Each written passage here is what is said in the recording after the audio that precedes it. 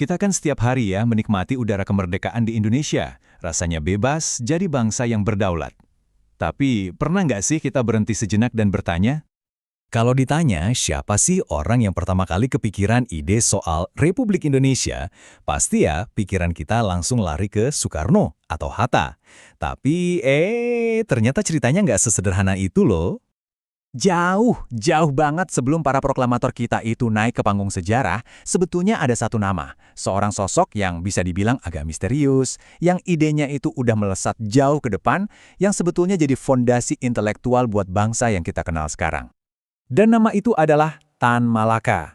Yap, seorang pejuang revolusi, pemikir yang ulung, dan bagi sebagian orang, dialah Bapak Republik Indonesia yang sesungguhnya, yang kisahnya kayak, sengaja dilupakan. Yuk kita bedah dari awal perjalanannya. Oke, perjalanan kita mulai ya. Tapi bukan dari medan perang dulu nih. Kita mundur ke sebuah desa kecil. Disinilah kontras yang luar biasa dari hidup Tan Malaka itu dimulai. Gimana ceritanya seorang anak desa bisa jadi pemikir kelas dunia? Waktu kecil Tan Malaka ini anaknya super aktif. Suka berpetualang, bandel dikit lah ya. Sampai sering diomelin ibunya gara-gara nekat berenang di sungai yang arusnya deras. Tapi di balik kenakalannya itu, otaknya, cemerlang banget. Nilainya selalu paling top. Bikin guru-guru dan orang sekampung tuh kagum. Cuma, ada satu tembok besar yang menghalangi.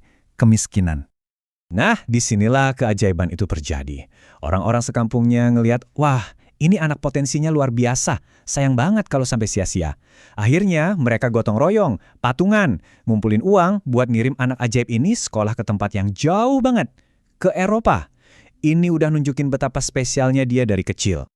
Bayangin, di Eropa yang dingin, di kamar yang sempit, cahaya buatan Malaka itu bukan datang dari lampu, tapi dari lembar demi lembar buku pemikir-pemikir besar Eropa, dan dari situlah matanya kebuka lebar. Dia jadi sadar soal ketidakadilan global dan betapa brutalnya penjajahan di tanah airnya. Nah, dari situ, pikirannya mulai terbakar semangat. Dengan api semangat yang baru ini, dia pulang.